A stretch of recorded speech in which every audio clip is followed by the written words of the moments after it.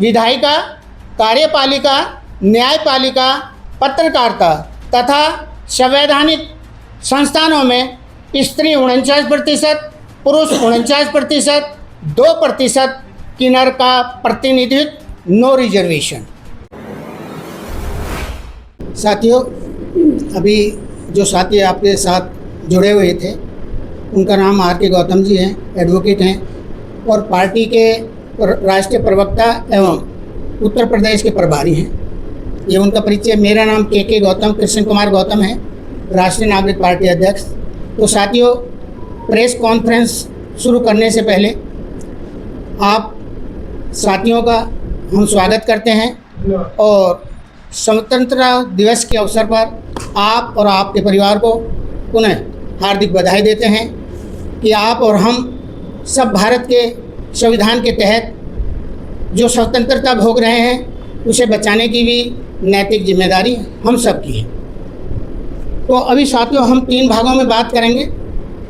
पहला भाग है भारत का संविधान की उद्देशिका, दूसरा उद्देशिका के अनुसार राष्ट्रीय नागरिक पार्टी की विचारधारा, तीसरा जो भी भारत के अंदर राजनीतिक दल हैं उनके ऊपर चर्चा करेंगे, उनके लिए एक महागठबंधन का निर्माण करा है। तो मैं अपनी बात शुरू करता हूं। भारत का संविधान किसी व्यक्ति विशेष, धर्म और समुदाय के लिए समर्पित नहीं है, बल्कि राष्ट्र के नागरिकों के लिए समर्पित है। इसलिए भारत का संविधान हम भारत के लोग अर्थात वे लोग जिन्हें संविधान के भाग 15 अनुच्छेद 326 मताधिकार प्राप्त है, वे ही लोग अपने मत के द्वारा क्षेत्र के उम्मीदवार को चुनकर लोकसभा, विधानसभा में भेजते हैं। तो जैसा कि संविधान की उद्देशिका में लिखा है कि हम भारत के लोग भारत को एक संपूर्ण प्रभुत्व, समाजवादी, धर्मनिरपेक्ष, लोकतांत्रिक गणराज्य बनाने तथा समस्त नागरिकों, तो शुरुआत में ही हम भारत के लोग से हुआ है और उन्हीं को समर्पित है। वे ही भारत के संविधान के तहत प्रतिनिधियों को चुनकर भेजने का काम करेंगे। तो जैसा कि संविधान में लिखा है कि समस्त नागरिकों अर्थात जिनको मत के द्वारा चुना जाता है वो समस्त नागरिकों के लिए क्या करेंगे? सामाजिक, आर्थिक, राजनीतिक न्याय, ये सरकार का पहलू है। दूसरा संविधान में लिखा है विचार, अभिव्यक्ति, विश्वास, धर्म और उपासना की स्वतंत्रता। ये प्रत्येक नागरिक का अभिप्राय, स्त्री, पुरुष, किन्नर इक्वल टू नागरिक। क्योंकि जब बच्चा पैदा होता है तो उसकी जो पहचान है, आइडेंटिफिकेशन है, वो किसी व्यक्ति विशेष, धर्म और समुदाय के आधार ना होकर लिंग के आधारित होती है कि वो स्त्रीलिंग है, पुल्लिंग है या अविकसित अर्थात किन्नर है। इन्हीं के लिए देखा जाए प्राकृतिक रूप से और संविधान के सब नागरिक से तो जो समाज बनता है वो समाज स्त्री समाज, पुरुष समाज, किन्नर समाज, जिसके लिए संविधान में लिखा है समस्त नागरिकों को सामाजिक, आर्थिक, राजनीतिक न्याय। ये सरकार का पहलू है कि वो प्रत्येक नागरिक को सामाजिक, आर्थिक न्याय प्रोवाइड कराए। दूसरा जो संविधान के उद्देशिका में है वो है विचार, अभिव्यक्ति, विश्वास, धर्म और उपासना की स्वतंत्रता। ये व्यक्तिगत आज़ादी है कि कौन नागरिक किस समुदाय, किस धर्म, कैसे रहना, कैसे सहना, ये उसकी इंडिपेंडेंसी है। तीसरा जो संविधान में लिखा है वो लिखा प्रतिष्ठा और अवसर की समता, अर्थात गवर्नमेंट की नैतिक जिम्मेदारी बनती है कि प्रत्येक नागरिक की प्रतिष्ठा को ध्यान में रखते हुए उसे विकास की मुख्य धारा में कैसे जोड़ा जाए। जो चौथा शब्द उसमें है वो है व्यक्ति की गरिमा, देश की एकता और अखंडता को सुनिश्चित करने वाली बंधुता। इस सरकार का काम है कि सरकार प्रत्येक नागरिक के बीच कैसे भाईचारा स्थापित करे, देश और विदेशों के साथ हमारा कैसे बंधुता बढ़े, ये संविधान चाहता है। लेकिन पिछले 78 वर्ष से कोई भी राजनीतिक पार्टी है वो संविधान को दरकिनार करके उसमें से 3 शब्दों को डेवलप करके उस पर देश के 134 करोड़ की बढ़ती हुई जनसंख्या को डिवाइडेशन करके सत्ता का आनंद लेने में मशरूर हैं। राष्ट्रीय नागरिक पार्टी की जो विचारधारा है उसके द्वारा जो तो राष्ट्रीय नागरिक पार्टी क्या है कि पहला है राष्ट्रीय नागरिक पार्टी के दो व्यापक शब्द, राष्ट्र और नागरिक, अर्थात नागरिक शिक्षित और जागरूक, राष्ट्र विकसित और सुरक्षित तथा संविधान की उद्देशिका के अनुरूप तैयार किए गए राष्ट्रीय विकास एजेंडे के मुख्यतः क्या हैं। सबसे पहला है कि देश का जितना भी नागरिक है उसको समतामूलक आवास मानदंड विकसित किया जाए। दूसरा, स्वास्थ्य और शिक्षा का राष्ट्रीयकरण हो। राष्ट्रीय नागरिक पार्टी सत्ता में आती है तो सबसे पहले शिक्षा और स्वास्थ्य का राष्ट्रीयकरण करेगी, लेकिन उसमें भी जो शिक्षा का मापदंड है वो अंतर्राष्ट्रीय स्तर का हो, जिसे किसी व्यक्ति विशेष धर्म समुदाय से मुक्त रखा जाए। तीसरा है इसके के तहत एक राष्ट्र एक स्वास्थ्य, एक राष्ट्र एक समान शिक्षा का प्रावधान। तीसरा, रोजगार सृजन कर बेरोजगारों को रोजगार उपलब्ध कराना राष्ट्रीय नागरिक पार्टी की प्राथमिकता होगी। जो तीसरा है, राष्ट्र के समस्त नागरिकों को समता के आधार पर विधायिका, कार्यपालिका, न्यायपालिका, पत्रकारिता तथा संवैधानिक संस्थानों में स्त्री 49%, पुरुष 49%, 2% किन्नर का प्रतिनिधित्व, नो रिजर्वेशन। इसी के साथ जो चौथा है, अब इन सबको अगर हम मिलाते हैं तो नागरिकों को सामाजिक और आर्थिक न्याय कुछ तो मिल सकता है, लेकिन एक्चुअल में जो राजनीतिक न्याय है उससे सभी नागरिक कोसों दूर खड़े हैं। उसके लिए हम लोगों ने व्यवस्था करी है। जैसे उदाहरण के तौर पर दिल्ली की विधानसभा है जिसमें 70 सीटें हैं, तो 70 सीट का मतलब है 49-49-2, यानी कि 34 सीट पे महिला लड़ें, 34 पे पुरुष, 2 पे किन्नर। यदि सत्तारूढ़ होती है तो मंत्रिमंडल का जो गठन है उसमें से 7 में से 3 स्त्री, 3 पुरुष, 1 किन्नर। और अगर उसके बावजूद जो 5 साल का कार्यकाल है उसमें पहले 2 साल एज ए मुख्यमंत्री महिला, अगले 2 साल पुरुष और लास्ट में 1 साल किन्नर को अवसर दिया जाएगा, लेकिन तीनों ही मंत्रिमंडल गठन में नए विधायकों का प्रवेश होगा। तो इससे हमें लगता है कि जो अभी 78 साल में परिवारवाद और व्यक्तिवाद पनपा है उससे शायद हम कंट्रोल कर सकें। ये हमारी विचारधारा है। हम अभी हाल में ही हमने तय करा है कि जो 2027 में चुनाव होने जा रहे हैं, पंजाब, उत्तराखंड और आपका उत्तर प्रदेश, तो जो भी उनकी संख्या है, जैसे आपका उत्तर प्रदेश है वहाँ पे 403 सीटें हैं, तो उसमें हमारा मानना है कि 199 सीट पर महिला लड़े, 199 सीट पे पुरुष लड़े और 5 सीट पे किन्नर लड़े।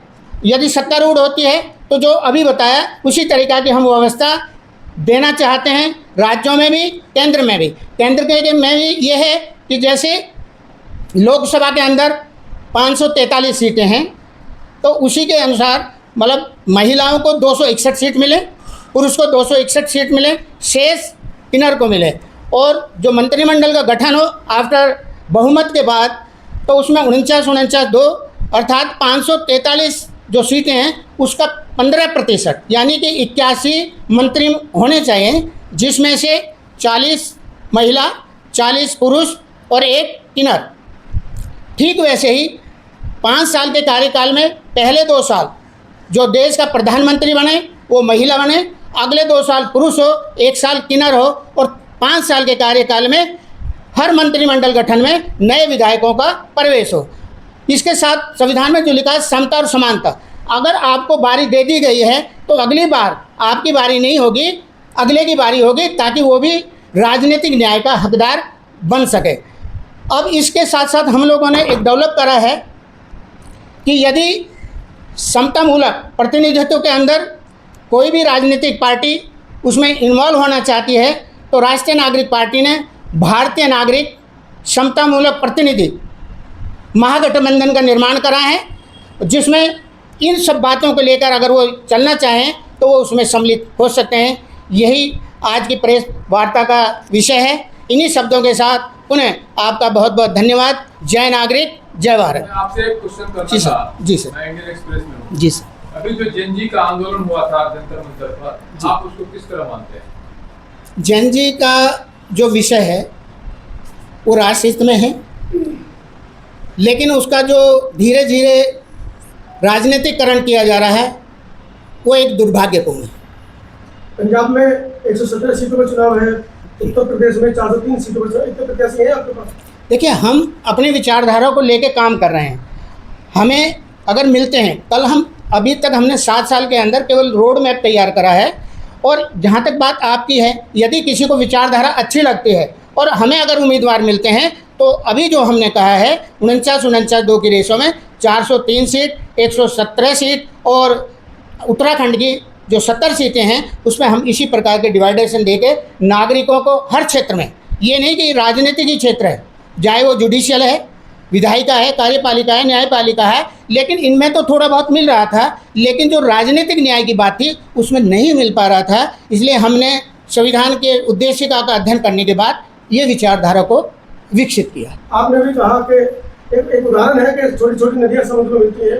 आपने भी गठबंधन को लेकर कहा कि जो चाहे वो हमसे गठबंधन कर सकता है, लेकिन आप भी गठबंधन की तरफ जा पाएंगे, इंडिया की तरफ? लेकिन नहीं, हम जो विचारधारा हमने डेवलप की है और जो विचारधारा उनके पास है, उनके पास जितनी भी पॉलिटिकल पार्टी है, ये चैलेंजिंग है कि वो सभी पार्टियां किसी व्यक्ति विशेष, धर्म और समुदाय के आधारित काम कर रही हैं। हम केवल संविधान का जो मूल उद्देशिका है उसमें हमारा काम करने का है। यदि कोई पार्टी उसके ऊपर काम करना चाहती है तो हम उसका स्वागत करेंगे और आशा करेंगे कि वो पार्टी की विचारधारा और संविधान के तहत बनाए गए राष्ट्रीय विकास एजेंडे पे काम करें। संविधान को तो मानते नहीं ना देश के लोग। देखिए, कोई माने या ना माने, ये मानना ना मानना तो उनके ऊपर है। अगर मानते और संविधान उद्देशिका के तहत काम किया होता, क्योंकि किसी भी देश की जो पहचान है वो राष्ट्र की अपनी पहचान नहीं होती। राष्ट्र की जो पहचान है वो शिक्षित, विकसित, सुरक्षित के आधार पर होती है कि वो देश कितना शिक्षित है, कितना विकसित है, कितने लोग वहाँ के सुरक्षित हैं। क्या उड़ीसा, जैसे आपने बताया कि उड़ीसा वाला जो हमने बंटवारा किया है वो किस आधार पर किया? देखिए, समता और समानता में हमने किया है। जनसंख्या के आधार पर? नो, जो पॉपुलेशन है, आप देखिए महिला और पुरुष बराबर हैं, लेकिन अभी तक भी देश के अंदर महिला और पुरुष में भी पुरुष प्रधान रखते हुए सीटों का डिवाइडेशन होता है, वो भी परिवारवाद और व्यक्तिवाद। तो हमने जो रखा है वो समानता में रखा है। आपका कहना हो सकता है कि भाई किन्नर की पॉपुलेशन कम है तो 2% क्यों दे दिया? तो पॉपुलेशन उनकी कम हो सकती है, लेकिन अगर उनकी भरपाई हो जाती है तो उसको 49.5 एक में भी किया जा सकता है। लेकिन 49 2 के हम लेके इसलिए कह रहे हैं ताकि उनको अभी तक कुछ मिला नहीं है। दूसरा जो हमने इसमें रखा है वो ये रखा है कि स्त्री पुरुष के साथ साथ किन्नर समाज को, प्रत्येक नागरिक को पैतृक संपत्ति में हिस्सेदारी तथा अभिभावक संरक्षक के नाम के साथ सामाजिक न्याय भी इसमें सम्मिलित है, जो अभी मेरे वक्तव्य से बाहर रह गया था। राष्ट्रीय कमेटी में कितने सदस्य हैं आपके?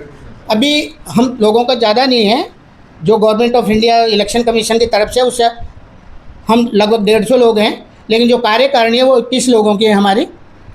ठीक है जी। 21 लोगों की? कितनी महिलाएं हैं? महिलाएं 5 में जो ऊपर की सीटें हैं उसमें 2 महिला रखी हैं। आपके सामने मैं बैठा हूँ, एक उपाध्यक्ष है, वो हैं। अभी हम जो फीलिंग कर रहे हैं वो केवल किन्नर की कर रहे हैं कि किन्नर हमारे साथ अभी नहीं जुड़ पाया है, लेकिन ये नहीं है कि हमारी विचारधारा चेंज हो गई है। हमारी विचारधारा वही है 49। आपके कितने राज्यों में अभी संगठन कर? जी सर, अभी जो पार्टी का जो संगठन है फिलहाल महाराष्ट्र, उत्तर प्रदेश और आपका उत्तराखंड, इसमें हमारे जो पदाधिकारी हैं अभी जो नॉमिनेशन है वो केवल प्रभारी के रूप में है। विकसित करना, जैसे ही वो बताएंगे इसको क्या बनाना, तो हम विकसित करने का काम करें। चलिए आखिरी सवाल ले लेते हैं। हाँ जी। वोट आपको क्यों देगी देश की जनता, इस पर अपनी प्रतिक्रिया दें। हम वोट मांग ही नहीं रहे हैं, हम वोट नहीं मांग रहे हैं, हम अपनी बात रख रहे हैं। वोट आपका है, सोच आपकी है, निर्णय आपका है। हम तो केवल विचारधारा रख रहे हैं कि संविधान ये चाहता है, यदि आप ये समझते हो। दूसरी बात इसमें ये है, मान लो एक जैसे हमें उत्तर प्रदेश मान लीजिए मिल जाता है, तो हमने उसकी एक रूपरेखा तैयार करी है कि विधानसभा स्तर पर वो सारी जन सुविधाएँ जो एक नागरिक को ज़रूरत है, और हमारा ये मानना है कि कोई भी एक विधानसभा से दूसरी विधानसभा में उनको ना लेने जाए।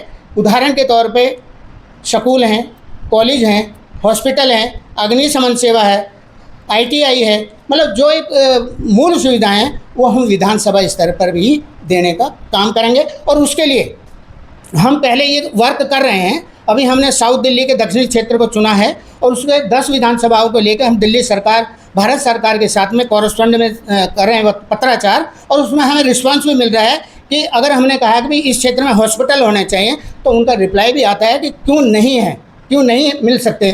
तो किसी ने कहा है कि ये रिज के एरिया में है इसलिए यहाँ हॉस्पिटल नहीं बनाया जा सकता, किसी ने कहा है कि ओजोन में है इसलिए हॉस्पिटल नहीं बनाया जा सकता। तो ये तो गवर्नमेंट की जिम्मेदारी है या उन संस्थाओं की जिम्मेदारी है जिन्होंने हॉस्पिटल बनाने के लिए जब ज़मीन दी थी तो क्या उस समय ये नहीं देखा था कि रिज एरिया के है या ओजोन की ज़मीन है। तो हमारा संघर्ष जारी है और जैसे जैसे हमारा स्टेटों में वर्चस्व बढ़ेगा और 2029 यानी 2030 लोकसभा के चुनाव में भी अगर हमको मिलता है तो यही व्यवस्था हम वहाँ देने का काम करें।